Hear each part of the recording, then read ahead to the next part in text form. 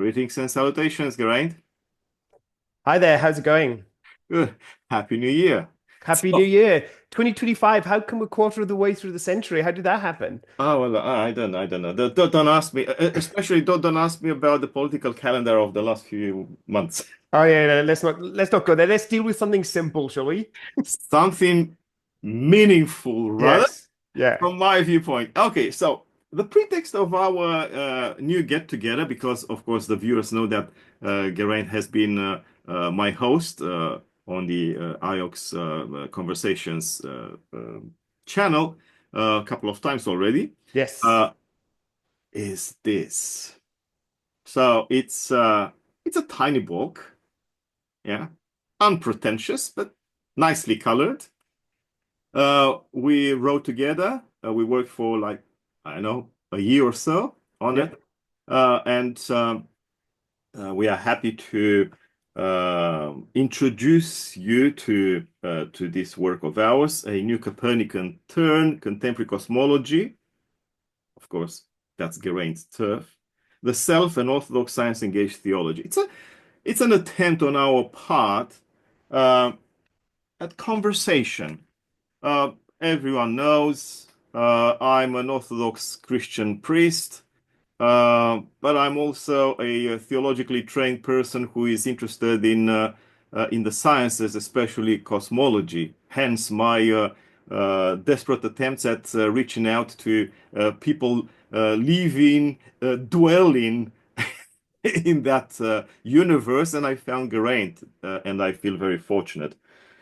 First, Geraint is an expert in the field, a scientist by all intents and purposes, and also his worldview is atheistic. People who sort of found the description of of our book here, there, everywhere. Some of them even bought the product. Can you That's imagine that? nice. Yeah. Um, yeah. They asked me, how did you do it? How did you guys work? Um, and how did you manage to, write something together, an atheist and a priest? But anyway, under the aegis of Routledge, which is a prestigious publisher, we managed to do something, along the lines of what more recently is known as science-engaged theology. In other words, a theology that rather than trying to either contest or confirm scientific narratives, the scientific knowledge, research, um, tries to engage it for its own profit. In other words, science-engaged theology is a kind of selfish way of theologians, a way of learning from scientists such as you, Geraint. This is the blurbs that the publisher um, put together in introducing us as authors of this book. The viewers, of course, can see what we are, what we did for a while up until recently. Any news on your front, Geraint? Oh, well, I guess, I'm still continuing my cosmological research. I'm still hunting for what we call the dark side of the universe, which is something I think we're going to touch on a little bit here. And of course, as a cosmologist, I'm always getting excited by the new telescopes coming online. And of course, we've had James Webb over the last few years. We've got a telescope in space at the moment called Euclid, which is already given us a new deep view of the universe. And this year, there's going to be a new ground-based telescope based in Chile at the Vera Rubin Observatory called LSST. Oh, sorry to interrupt you, because I read in your contribution to this book, I read about her. Yes, yes. So, she was instrumental in the discovery of dark matter, part of this dark side of the universe. And so this observatory is now named after her. And again, what it's going to be doing is basically trying to image the entire sky over and over again.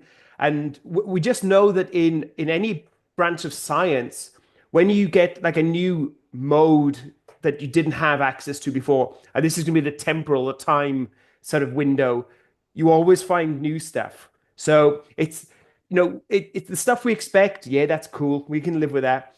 But it's the stuff we don't expect. That's where the real excitement lies. Yeah.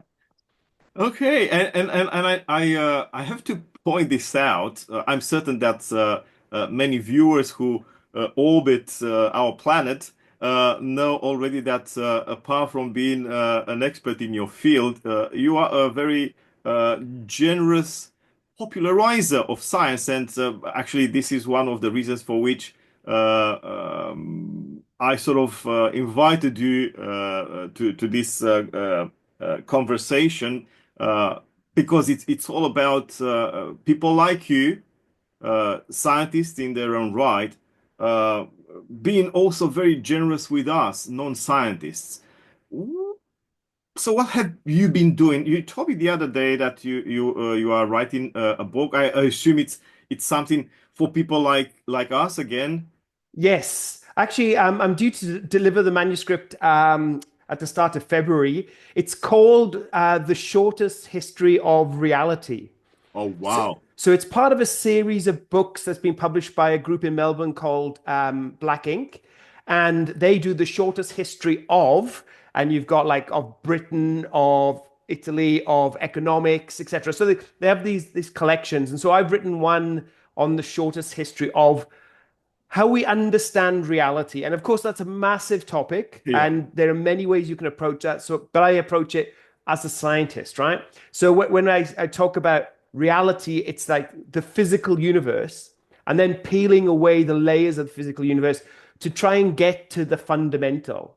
And of course, the sort of moral of the story is that reality seems very real, right? I mean, the world around you, common sense, that's what reality feels like. But of course, when you get to the edge of fundamental physics, that common sense is just evaporated.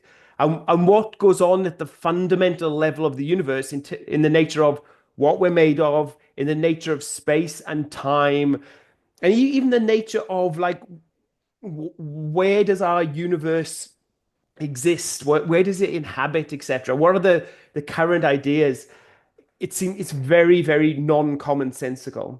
So yeah, that book's almost finished. And I'm actually I'm doing the Stephen King thing at the moment. I don't know if you know Stephen King. He writes a book and then you leave it alone and then you come back and read it with sort of fresh eyes. Oh wow. So I'm giving it a few more days and I'm going to go through it one more time and I'm going to more or less declare it as done. So yeah, that's kind of exciting. So yeah, and then after that, I'm hoping to just get onto the next project, which I haven't quite decided what that's going to be yet. That's fascinating. So, the shortest history of reality. Stay tuned, people. I personally look forward to reading it because that's how I access your universe by way of popular science. Not being a scientist, the first equation I stumble on, you lost me. So, No, no, you can't say that. I just I love mathematics. I know it's the language of the universe, right? So, but people I have to choose my words carefully here, right? no, don't choose them carefully. Well, it's people. I'm not saying you, but some people wear their lack of mathematical knowledge as a badge of honor, right? They sort of No, say, "Oh, not in my case. yeah." I was going to say that's why I'm not saying about you, but I've encountered this many times. Many people will just say, "Oh, I just can't do maths, etc." But if I turned around and said, "Oh, I just can't do Shakespeare," or I mean, people would think I'm an idiot. But with maths, it seems like it's sort of this completely impenetrable being, but it's not. It's not. Anyway, sorry, that's a mild rant that I have, but I'll No, no, no. But that's very important, because many people, even some of my friends, and I don't have too many scientists among my friends, yeah. but and my non-scientist friends ask me, "How are you doing this stuff?" Because I'm talking as though I know something. And of course, as I said, I hit the Planck's wall Yeah. with the first equation I encountered. And of course, I have to skip that.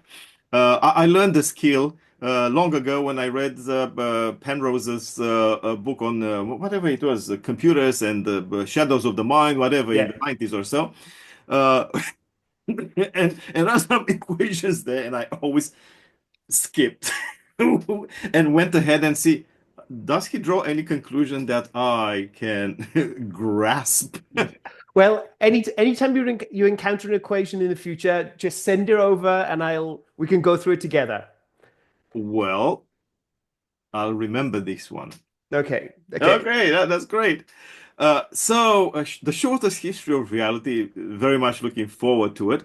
And thank you very much for sharing. I didn't know that there's a category or there's a label for this kind of work. You write something, you put it aside, leave it there, to germinate, whatever, and you return to it. So what's the category again? Well, it's Stephen King has a book called On Writing, where Oh, he talks about his approach to writing, and of course, as a hugely successful author, and I know some people don't love his work, other people do, but he just talks about the process that works for him.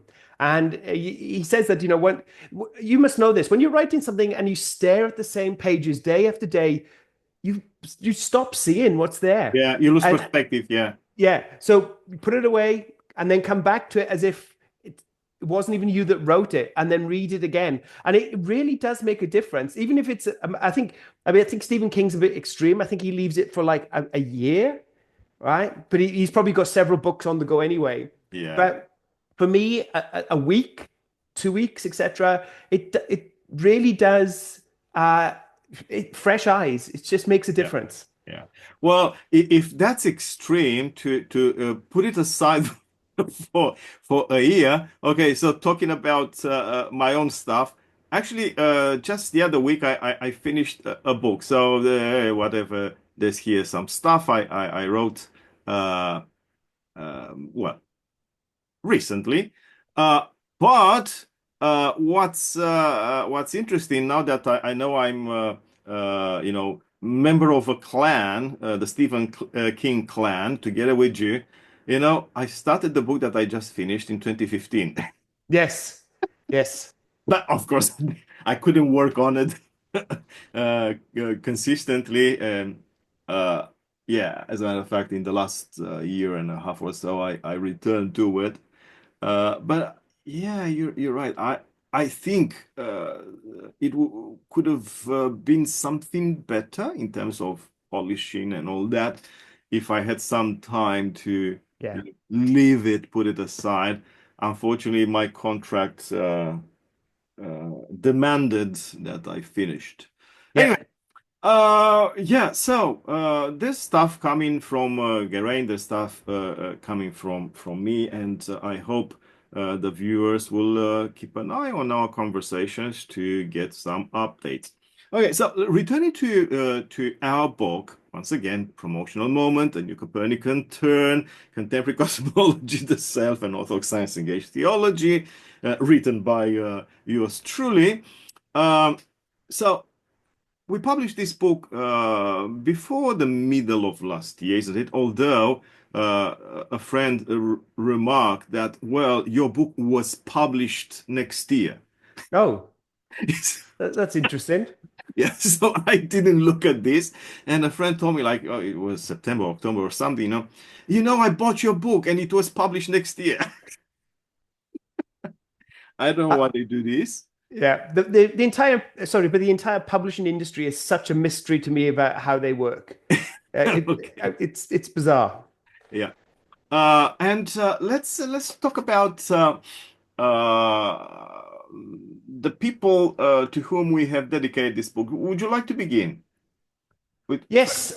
So look, I dedicated the book to Fred Hoyle, and some of your listeners might know who Fred Hoyle was, but he was a very influential scientist of the 20th century.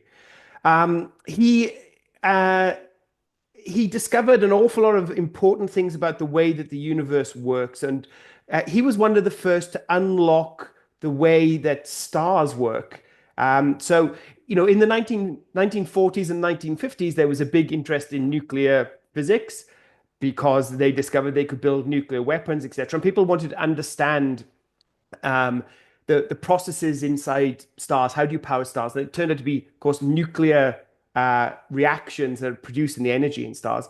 But people didn't really understand what was going on. But it was Fred and his collaborators who basically worked all that out. So he had a huge impact on the 20th century. And he had a big impact on me as well because he founded the department that I did my PhD in. So he was at the University of Cambridge. He founded what's known as the Institute of Astronomy. Um, but he had a flip side, and he was a maverick. He was cantankerous.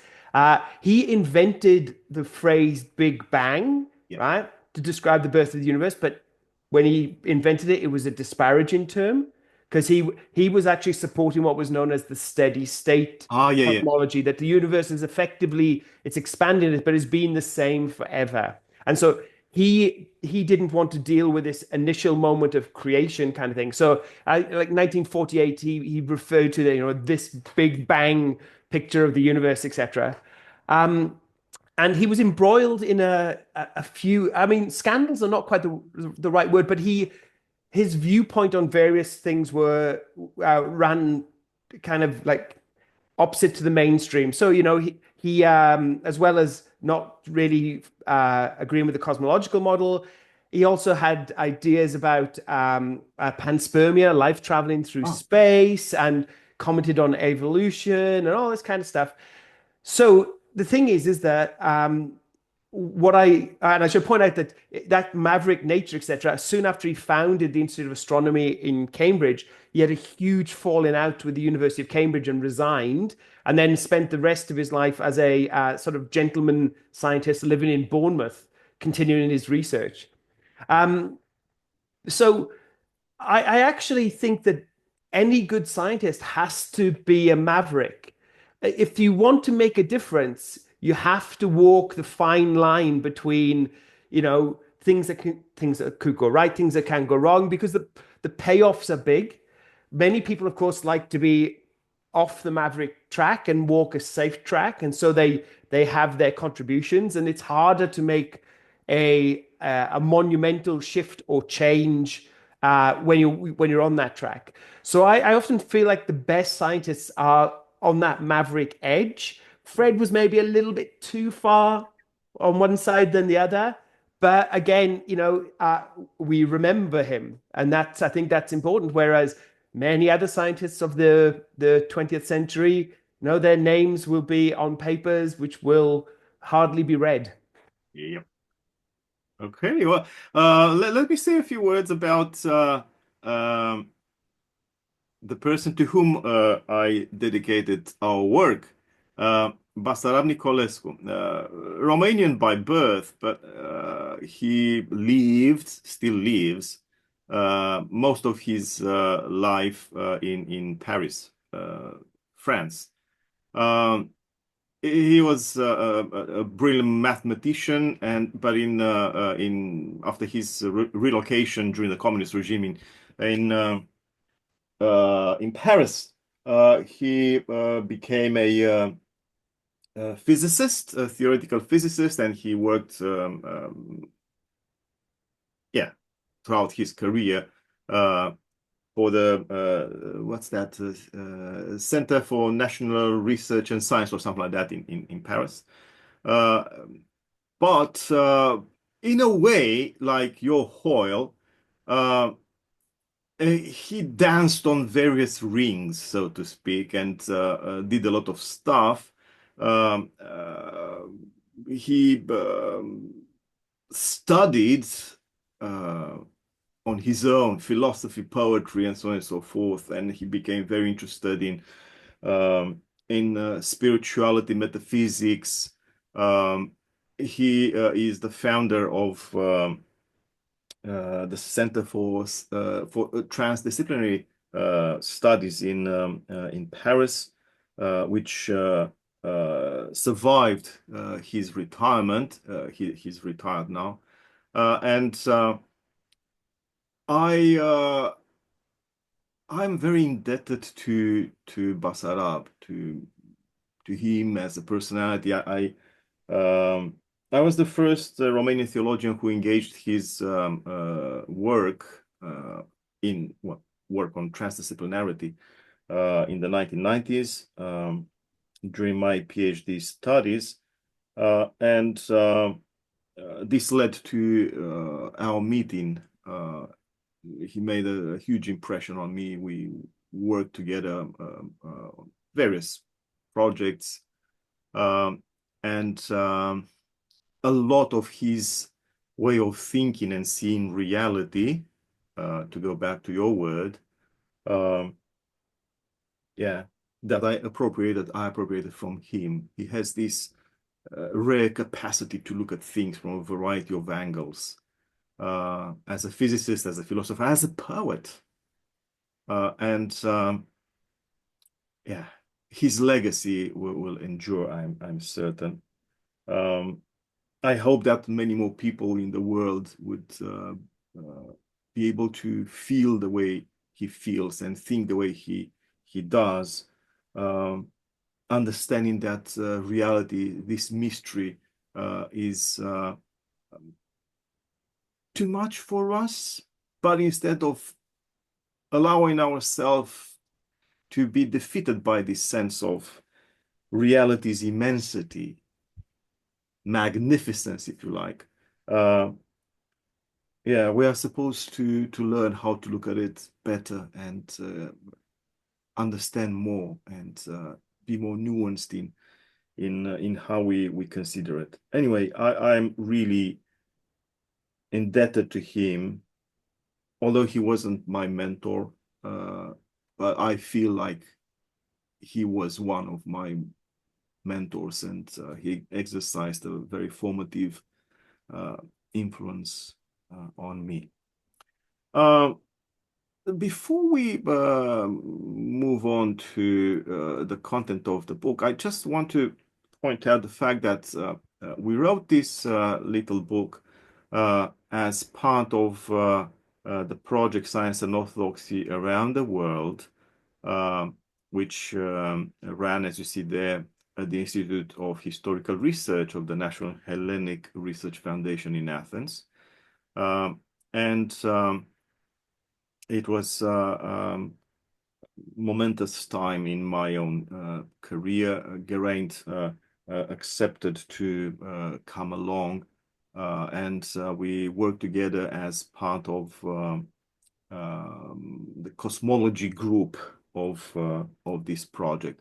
I'd like us to introduce the viewers to what we say in this book.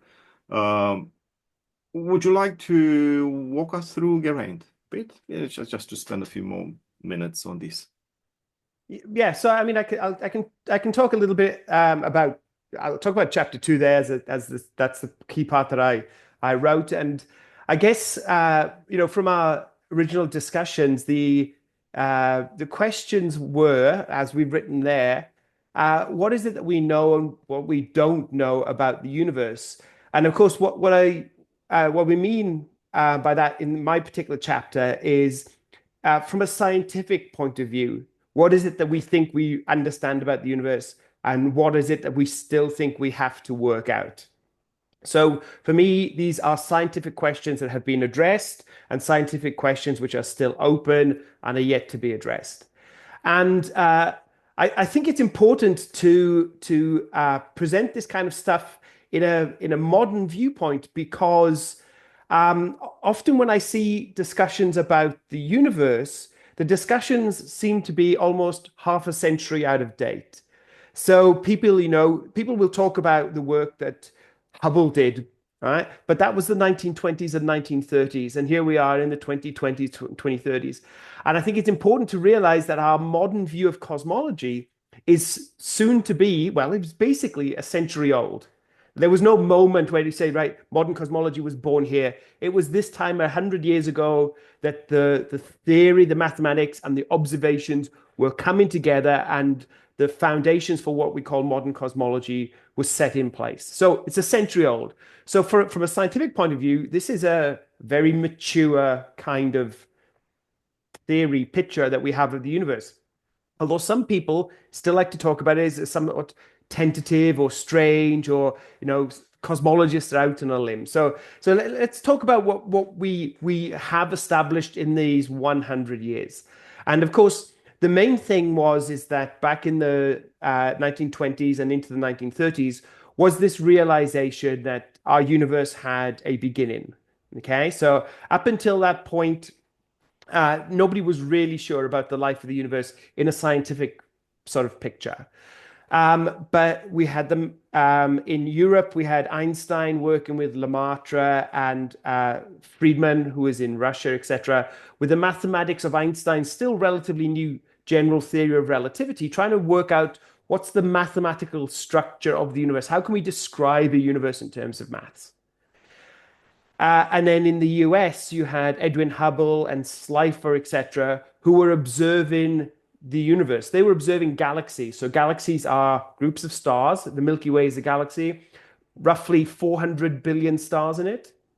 And again, we have to remember that 100 years ago, we'd only just discovered that our Milky Way wasn't all there is in the universe. Hubble had established that the Andromeda Nebula, as it was called, is a separate galaxy itself. And in fact, we think it's even bigger than the Milky Way. It might be approaching, 800 billion stars in Andromeda.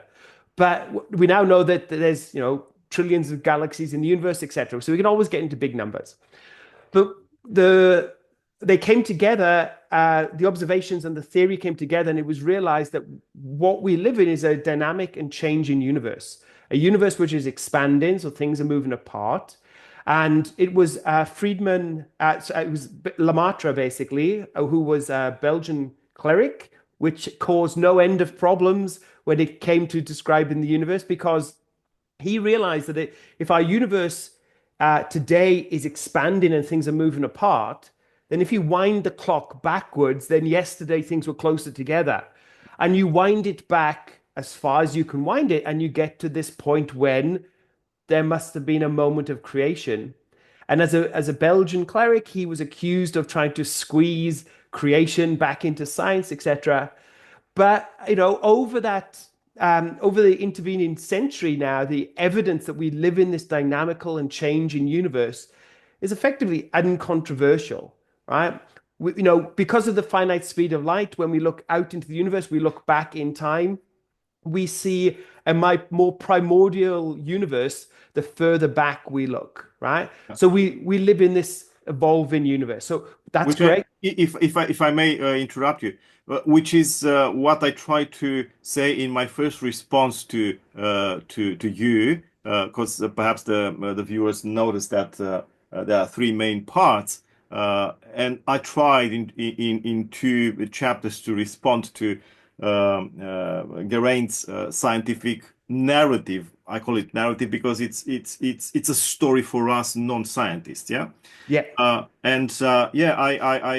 try to point this out, that it's of utmost importance for believers, including theologically trained believers, to take this seriously and look at the universe as the universe is described by you guys who know, well, with some sort of those percentages you have to return to at some point. Yeah. But we know up to a point how the clock is ticking, so to speak.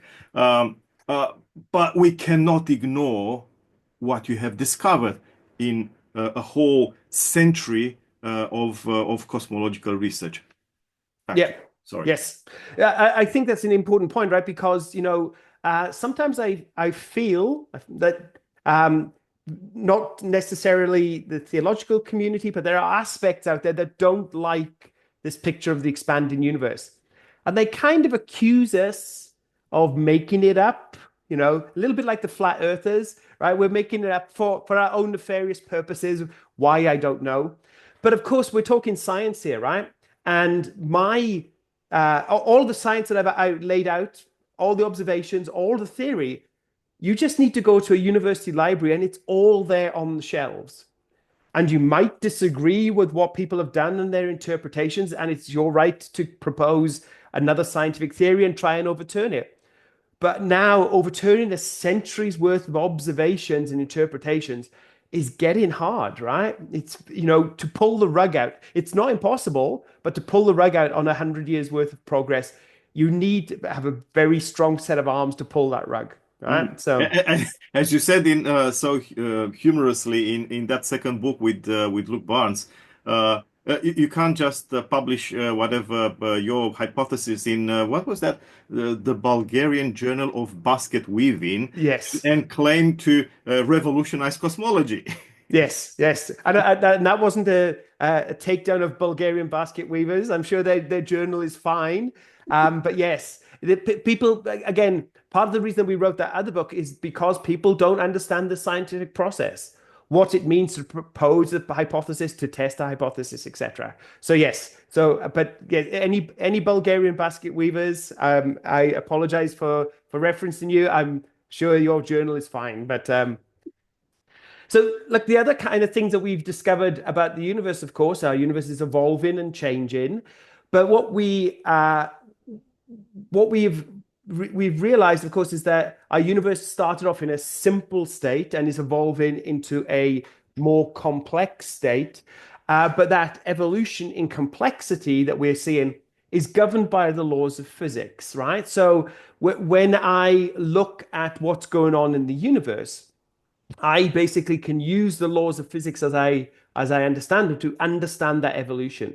And this is part of my research that uh, I still find astounding that this kind of works is that we can build synthetic universes, right? So we can put a universe on a computer. So I can take the distribution of matter as it was just after the birth of the universe, when the universe was nice and simple, etc. And I can evolve that universe using the laws of physics. Laws of physics are, how do things change with time? And I can evolve that to today and ask, how much does my synthetic universe resemble the universe around me? And it does, it works. So for me, that's a sign that we live in a physical universe governed by physical laws. And as we delve deeper into the fundamental, we understand those laws better and better. So there's this entire physical picture of um, the evolution of the universe. Okay, so it all works, and we're all very happy about that. So the no aspect, Fortunate, to use your word. yeah, yes, yes. So it works, but there are still issues, right? The scientific enterprise of cosmology has not ended. Why? Because there are bits and pieces to this story that we still don't understand. You know, Now, I love this part of your chapter. Okay, so you summarize the history of cosmological research and theories. Um, uh, you said, well, these are the facts that we know at this stage. Perhaps it's not too much now with the arrival of dark matter and dark energy, which is such an overwhelming amount of unknown in the universe, and this is your turf, this is where you are conducting research. Um, but we know a lot of stuff. There's still a lot that we don't know, which uh, instead of sort of giving us a sense of defeat, oh, far out. Now 90%, or I don't know how much of unknown uh, ahead of us, what do? We go play ball or whatever. mhm. Uh, in reality, this is something I don't know. I read the last part of your chapter, and I had a sense of heroism. I mean, it's something heroic about what you guys do. You have so much unknown ahead of you, and yet you are, I know, pushing and trying hard to make sense of things. And let me return to one of your ideas earlier. You said we don't have anything to, I don't know, to gain from this new insight into reality. And I know disturbing it can be on many levels, including to scientists who, for instance, at some point realized that the way they were looking at things doesn't hold, you know, and this is such an unsettling kind of workplace, so to speak, you know, to know that on any given day, someone can come up and say, well, Eureka, I found that we were wrong or whatever, or we didn't see this, and now there's a new avenue of research. And it's heroic, really. It's on the one hand, this, let's call it humble sense of the immensity of reality. On the other hand, this idea of we have to push on to keep going. Yeah. Heroes. Well, I mean, no, only a certain kind of person describes themselves as a hero, right? So okay, so I describe you. I it's haven't good to get it from the outside, but no, but I think this is one of the important things about science that sometimes doesn't get fully portrayed to the broader audience, right? I mean, we are driven by questions, right? The no scientist comes to work basically saying, I know how everything's going to be and all this kind of stuff, right? It's questions. What if I do this? What if I change that? What if the universe is doing this? What is the universe doing that? The other important thing about scientists is that we're not politicians. And what I mean by that is that we change our mind when the evidence changes. And if if the evidence comes along and your pet theory is slain, it might hurt, but a good scientist has to let it go. Now, it can be hard, and I know that some scientists hold on to their theories and take them to the grave. I think it was Max Planck, a famous physicist, who said that science progresses one funeral at a time, right? So what yeah, when an old guard who's been holding onto their theory eventually dies, and all the young people just go, well, thank goodness that's over, and move on to other things. Science progresses, right? But that's the idea, is that we are supposed to be able to say, look, I really love this idea. It's a beautiful idea, but nature refuses to play ball. You have to let it go. So in politics, this notion of changing your mind, doing a backflip is considered bad. In science, it is good. It is good. So the second half of what I wrote, those mysteries of the universe are what basically keeps me coming to work. And as I mentioned, so some of the mysteries are to do with the universe here and now, right? So we'll just go with the second one. The dark side remains a mystery, right? So what we have got in that particular thing is, as you've already mentioned, is we have come to realize is that most of the universe is unseen. And this started in the 1960s and into the 1970s, when it was realized that gravity in galaxies just wasn't behaving the way you expect. We can see stars, we know how massive they are, we know how much gravity they create, etc. Galaxies refuse to play ball. And what we have come to realize since that period, which is effectively over my lifetime, is that wherever we look in the universe, there is more matter than there is starlight. And it's by a large amount. In some places, it's claimed that there is 1,000 times more dark matter than there is visible matter. So in terms of the mass in the universe, the stuff that we're made of, atoms, right, is the rarity. We are the equivalent of the icing on the cake when it comes to the universe. But we don't know what dark matter is. We know it's out there, we can feel its gravity, but what is it? And where does it fit into this overall picture? And we really don't know. We've got things like the Large Hadron Collider. We smash things together. We now know that the universe is made of, at the fundamental level, we've got these objects called quarks, we got these objects called leptons, we got these objects called bosons, da da da. It's all in there, it's all beautiful, but there's no dark matter particle in there. So our theories have got a problem. They can't give us a definitive thing on what is dark matter, but it's out there and it dominates the mass in the universe. So that was bad enough. But then at the end of the 1990s came the real shock. And the real shock was the discovery that the expansion of the universe is accelerating. And that was completely unexpected. And when the cosmologists did their calculations, what they revealed is that as well as there being dark matter in the universe, there's also this stuff called dark energy, right? Which is what's causing the expansion to accelerate. And we know what that is even less than how we understand what dark matter is. So when we look at the numbers, as you said, what we see is that 70% of the energy density in the universe is dark energy. Basically, 30%-ish is dark matter, and a few percent at the bottom is the stuff that we're made of, right? So we don't know what this dark stuff is. And since the discovery of dark matter, and now with the discovery of dark energy, there's these huge programs, both in terms of theory and in terms of observations and experiments, to try and find out what these things are, but we still feel like we're a long way away.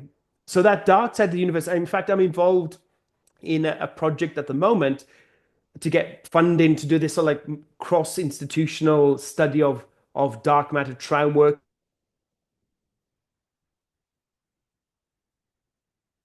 I lost you, the audio, for some reason.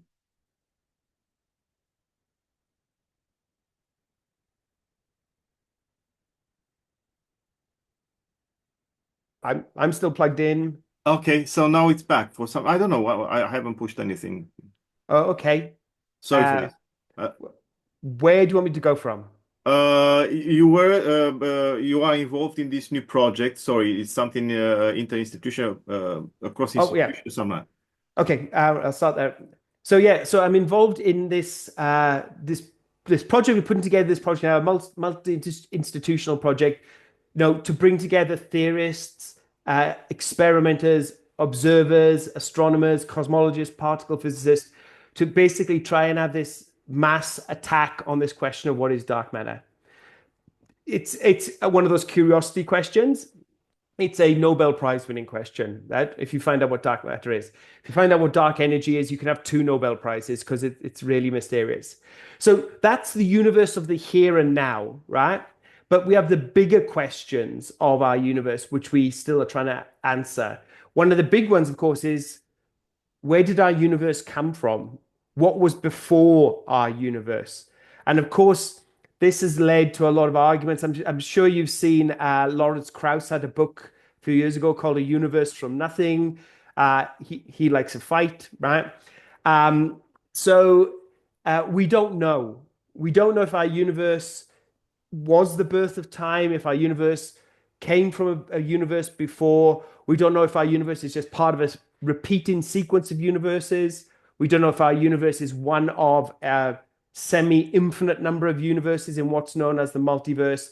It's a big open question on what is the origin of our universe. And on the other side, we don't really know quite where our universe is going.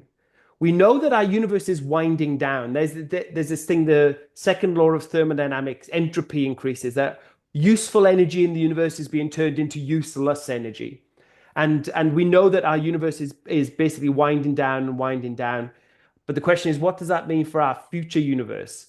In the most naive picture, our future universe just could become cold, empty, dead, sterile. But there are some ideas that our future universe might basically transform into another universe. It might give birth to another universe in the distant future. So there's these bigger questions of our universe that we're only really starting to get our claws into. There's a lot of speculation, a lot of hypothesis, and what's harder is to come up with the observational and experimental tests to tell, is it this way or that way? So there's lots of questions that we still want to answer. Yeah.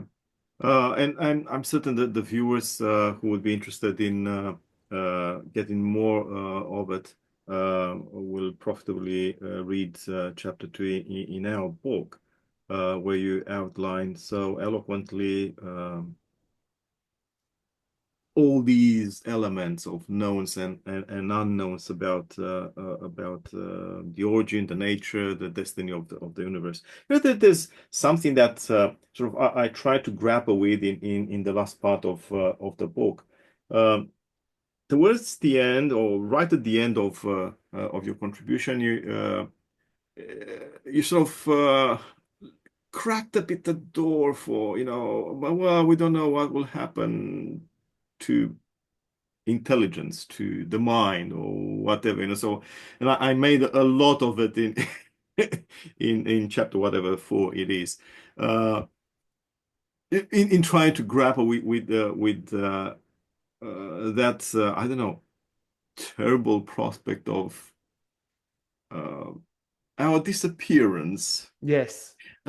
So, as far as you can tell, as a rigorous scientist, as a cosmologist, uh, there's nothing to secure what we, let's call it more generally, more broadly, to secure the survival of the mind. So Well, I mean, at this stage of knowledge. yes, I mean, one has to be careful because we know we're now treading into that land of consciousness, and we end up with the question of is the mind just inside here, or is the mind something extra, or but if it's simply a result of the physical network inside your head, and it's just physically a physical device, and the universe is winding down, right? There, I mean, as you already know, to keep this thing functioning, you need fuel, you need energy density, and that's what's going to be really sparse and rare in the future universe. So, for any kind of thought process or consciousness in the future universe, it's going to be that battle for energy that's going to be the tricky one. So yeah, I don't know. I don't know what it means for mind. I think though that if you've got an alternative view of mind, you might have an alternative way out of the problem.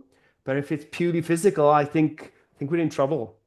Yeah, I don't want to get Platonistic here, so I won't do any theology at this stage.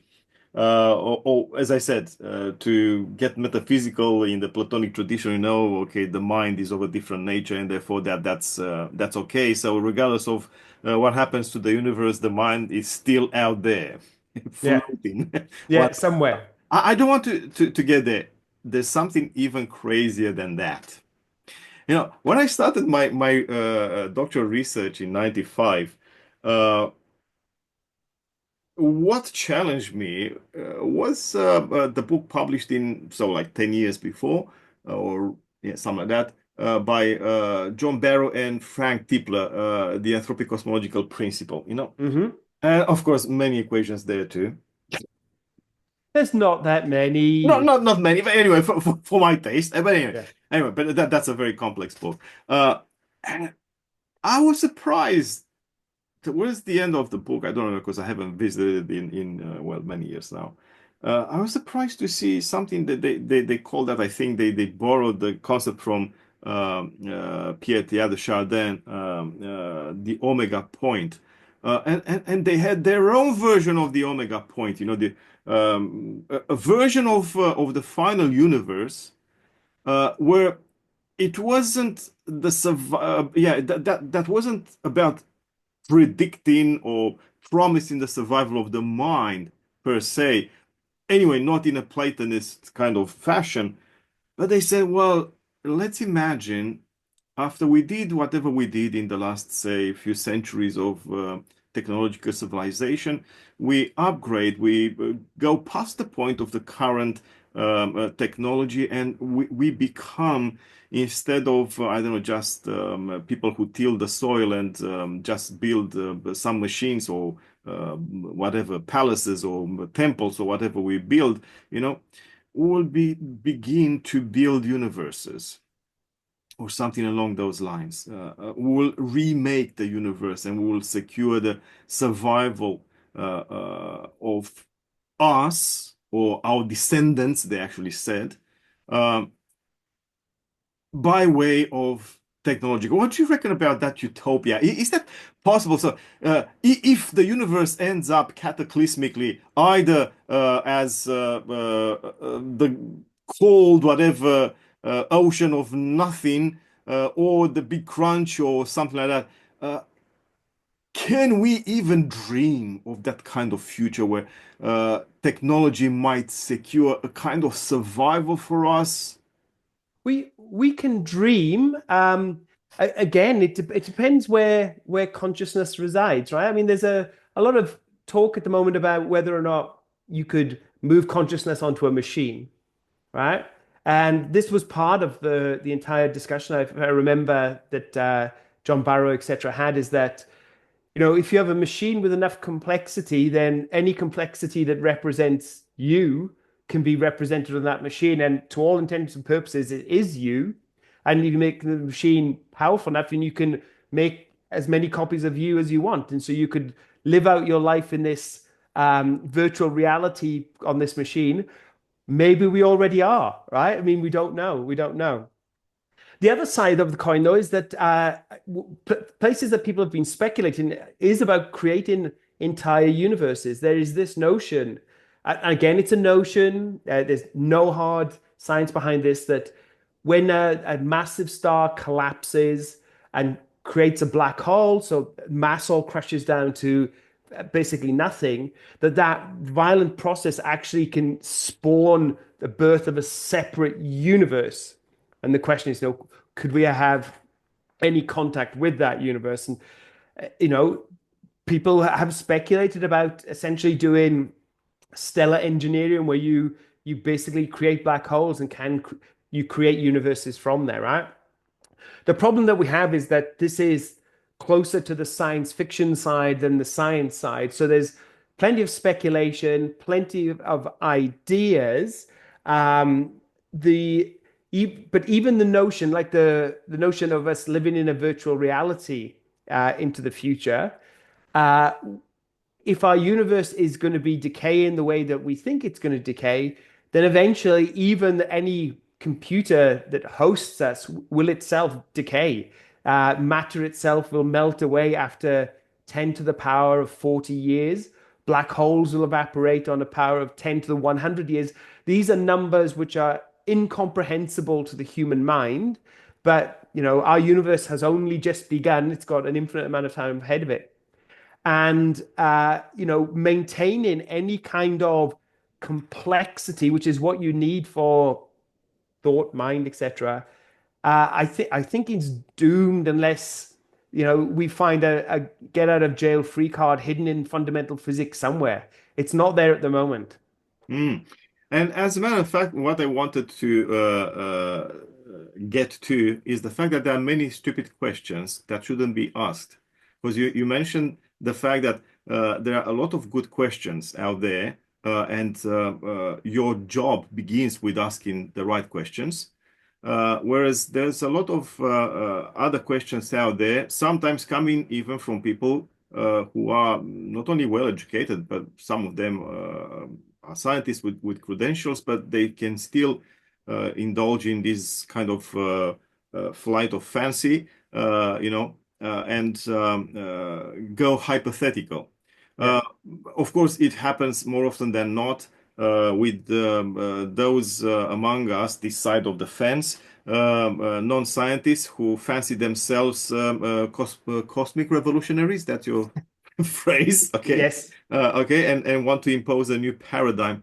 Um, and so the idea is that we cannot ask contemporary physics, contemporary cosmology questions such as what is the nature of the mind, or what is the nature of what in many traditions is called soul or spirit.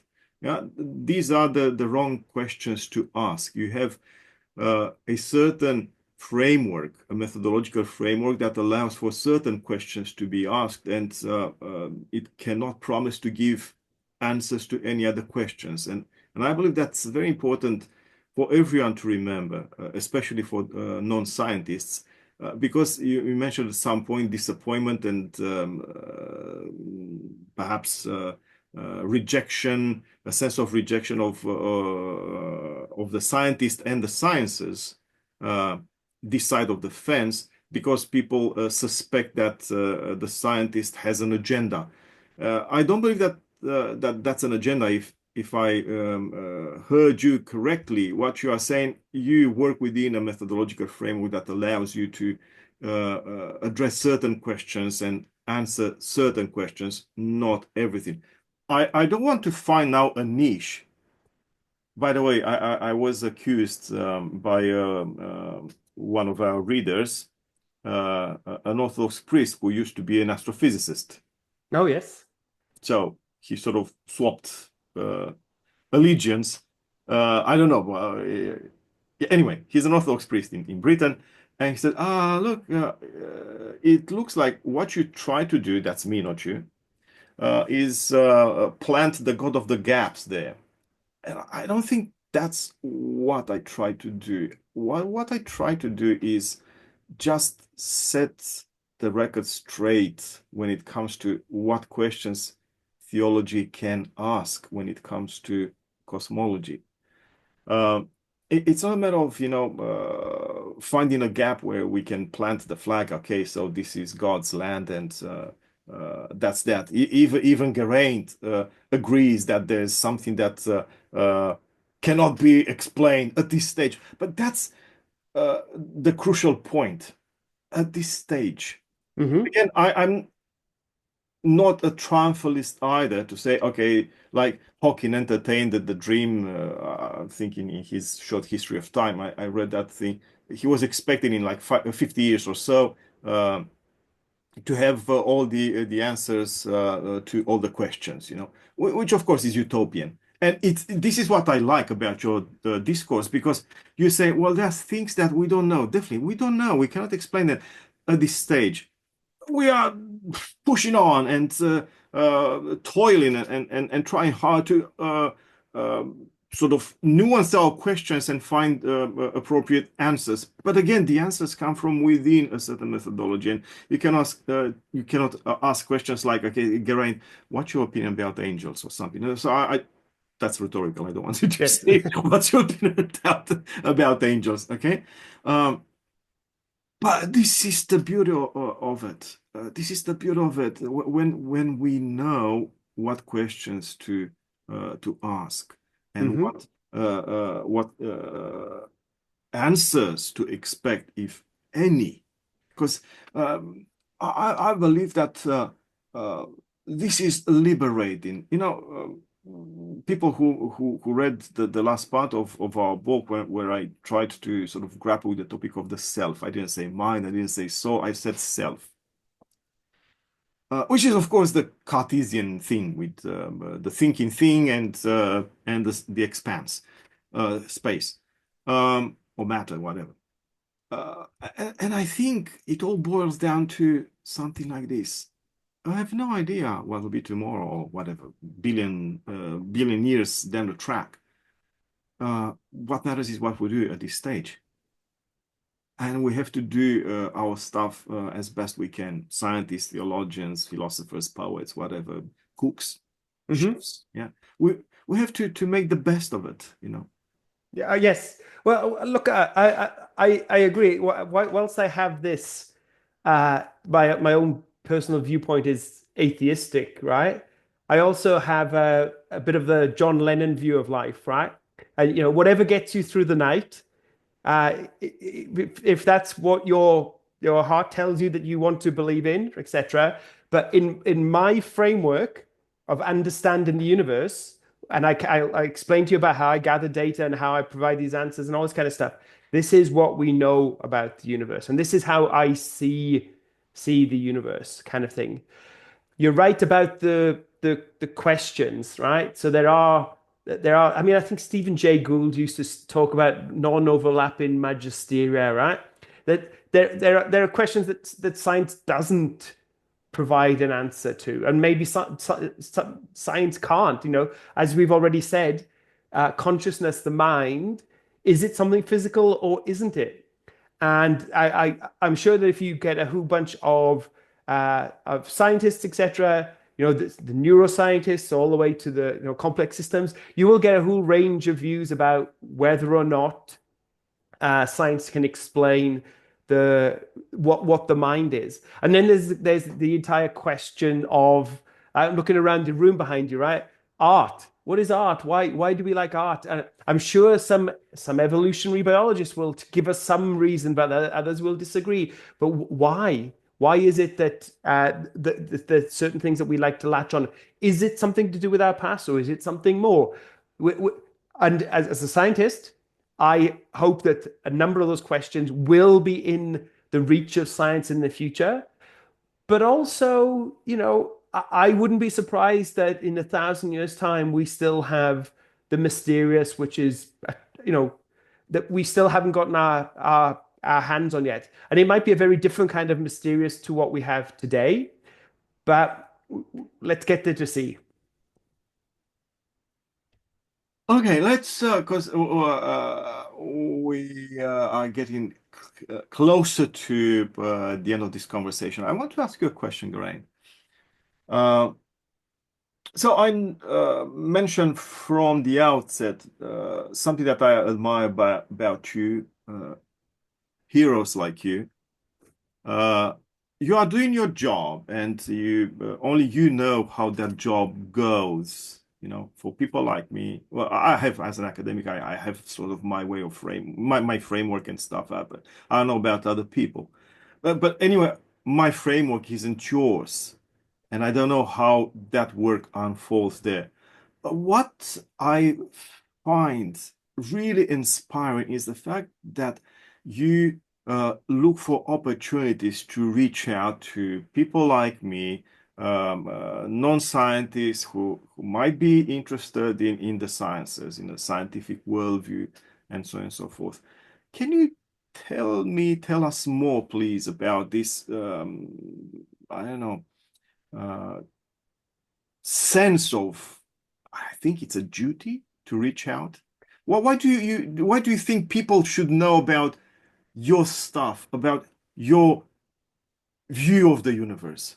Okay, so look, there's a standard thing that we say, and I will say it that that we are funded by the community, by taxpayers, and it at some level it's their right to know how their tax money is being spent. But I think that's not the true real reason, right? The Because real you have a lot of fun in reaching out to us, I noticed. Yeah, yeah, yeah.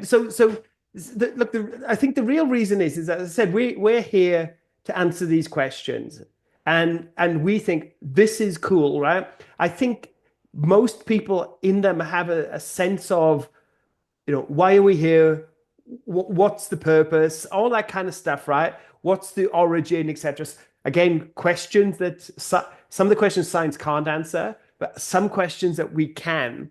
And so these questions of origin and our place in the universe. And I've yet to find anybody who is not completely wowed by when you have a discussion about, like, here's the Earth, here's the sun, here is 400 billion stars in the Milky Way, here's Andromeda, here's 100 trillion galaxies. Here, there are more stars in the heaven than grains of sand on all the beach, all those kind of things. I have yet to find anybody who's not overwhelmed by those kind of statements. And so it's about bringing that to people to understand, not to understand, but to convey uh, how cool the universe is from my viewpoint. And I look at the stars, but I'm also a big fan of the very small, the particle universe. And again, it's that notion of, okay, here I am, I'm looking at you. Now, in my mind, I know that you are made of atoms joined into molecules and all this kind of stuff. And yet I see you as a person. But I know that you are built of this fundamental stuff. And I know that inside every one of your atoms there are protons, and inside the protons there are quarks, and the stuff going on in there, a billion times per second they're rattling around. Everything is in a state of flux. Yeah, absolutely, absolutely. And so for me, again, it's, here's our common sense world, but if you look up or you look down, it's a very different kind of place, and it just operates at such a different well, rate times whatever to our everyday. Again, I think it's a wow thing to realize that uh, that's the way that the universe actually works. Now, I would also say that there is a positive thing in my mind is that I actually am a firm believer that a scientifically literate society is more important than a non-scientifically literate society. Why? Well, because this is one of the things I've been reading recently. That back in basically 100 years ago, this year, hand wave nearby, Rutherford discovered a fundamental piece of the atom, the proton, right? And at the time, you would have said, well done, Professor Rutherford, right? But now, if you have cancer and you want to get the most cutting edge treatment, you get proton beam therapy. Now, Rutherford over there wasn't thinking about curing cancer when he was looking at the inside of atoms. And we have to be prepared to understand that natural curiosity can give you world-changing results. Right? So, as I said, Rutherford didn't have to write a grant application to discover a new particle for cancer treatments 100 years from now. And we don't know what our findings now will be turned into in 100 years. And the story is the same. I mean, you must have heard the story about Faraday, yeah, with electricity. It's one of my favorites. Is that Faraday, one of the fathers of modern electricity and magnetism, etc., was demonstrating. I can't remember what it was. It may have been the first electric motor. It was just a wire going around in a vat of mercury or whatever. And there was some MP there, and said to Faraday along the lines of, "Well, this is very interesting, Mr. Faraday, but what use is it?" And Faraday's response was, "Well, one day you may tax it." And that wire in a bit of mercury, is now in virtually everywhere, right? It's the electric motor. Yeah. If anyone with a Tesla, you are just driving what Faraday invented 200 years ago, right? So I think I think getting that message over to the public is that we're working at the fundamental edge. It's a bit overwhelming, but what we are finding could change society and could, I mean, it's a could. Um, I think is an important one. Yeah, I mean, it inspires on a personal level because, as you said, you can't not be moved by realizing something about this reality, we Yes. are part of, and it's part and parcel of the journey, regardless of our philosophy, our creeds, or whatever, uh, you know, uh, to be amazed by by by what's out there and those glimpses that the sciences give us Hmm. of that reality. That's something that inspires people. And, personally, I believe that in the absence of scientific literacy, as we see in certain parts of the world that consider themselves more civilized than others, Yeah. uh, the lack of scientific literacy leads to monstrosity on a personal level and societal level and so on and so forth. So scientific literacy is the way ahead for us to get inspired and realize that uh, we need to make the most of what we have and to find enjoyment in whatever bits of knowledge Yeah. scientists give us, Uh, but on the other hand, yeah, this usefulness of things. Yeah. One of my favorite sayings, and I wish I could remember where it came from, but is we spent an awful lot of our history in the Stone Age. The Stone Age was a very long time. Uh, 100,000 years yeah, at least. but as somebody said, the Stone Age didn't end because we ran out of stones. Okay, the Stone Age ended because somebody invented new technology. And it is so true. You know, it's technological and scientific innovation changes the world. I will admit that as we mentioned about nuclear physics, we have nuclear power, but we also have nuclear weapons. So there's the entire ethical question around all of that. So I'm not saying that it's perfect, but it's the tapping into new knowledge is the way that we are going to push society forward. Or we could have stayed in the Stone Age. Yeah. Which I think was anyway a better time for humanity than other times. Oh yes, yeah. No, I know, but yeah, it's hard to imagine what life was like. But I'm sure in the Stone Age they had less calendar meetings lined up, etc. Right? So, But they had the calendar. They yes, yeah, they were amazed as much as we are at the immensity of the cosmos. They looked at absolutely, it differently. It is why I think, there's a lot of that early human inquisitiveness that still survives. So the best of that human origin, that survives in the scientific endeavor. Uh, of course, we don't compare, the means, the setting, the framework, and so on and so forth. But there's something profoundly human about the scientific endeavor. Whereas most of us who have no curiosity about the world, who don't look up, the movie 2 years ago, yeah. we don't look up, we miss the mark of existence, miss the whole point of existence. So thank you, heroes. Thank you so much. And thank you, Geraint, personally, for agreeing to journey together and give me food for thought.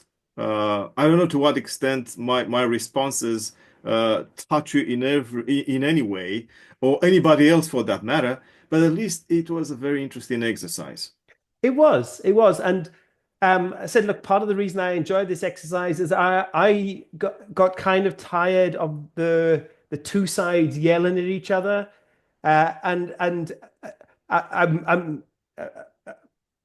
Oh, I'm not sure if you're a fan of French TV, but like the French love it in the evening. They love a round table discussion with people chatting away.